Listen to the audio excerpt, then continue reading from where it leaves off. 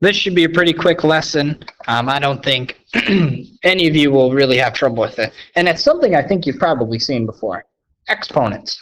So if we have this here, 3 raised to the power of 2, or 3 squared, that means 3 times 3, or 3 twice, which the answer is 9.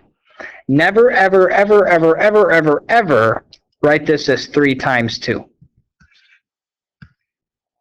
Never, ever, ever, ever, ever, ever. Okay? Because if you make that mistake, you've gotten the problem completely wrong, and I can't even give you partial credit for that. So remember, exponents mean 3 times 3, not 3 times 2. Okay? So that's what we're dealing with, exponents right there. So if we have 4 squared, that means 4 times 4, which is 16. Now, I want you to write this step out every time. You are required to do that.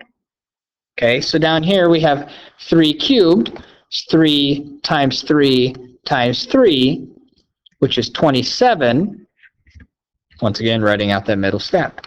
2 to the 4th means 2 times 2 times 2 times 2, which 2 times 2 is 4. 4 times 2 is 8. 8 times 2 is 16. 6 times 2, that's 6, or 6 squared is 6 times 6, which is 36.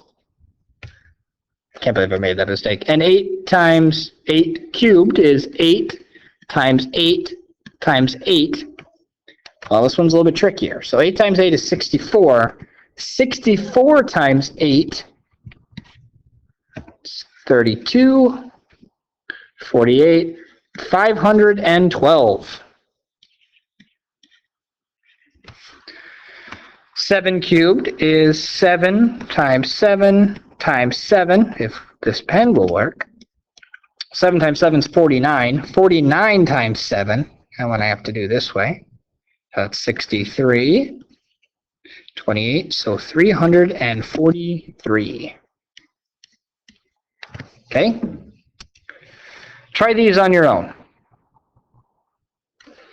1 squared is 1 times 1, which is just 1. 3 squared is 3 times 3, which is 9. 4 cubed is 4 times 4 times 4, which is 64. 7 squared is 7 times 7, which is 49. 10 cubed is 10 times 10 times 10, which is 1,000. And 9 squared is 9 times 9, which is 81. Now the reverse, if we're given problems like this, we want to be able to write them in exponent form. So 2 times 2 times 2 is the same thing as 2 cubed. 3 times 3, well, that should be 3 squared.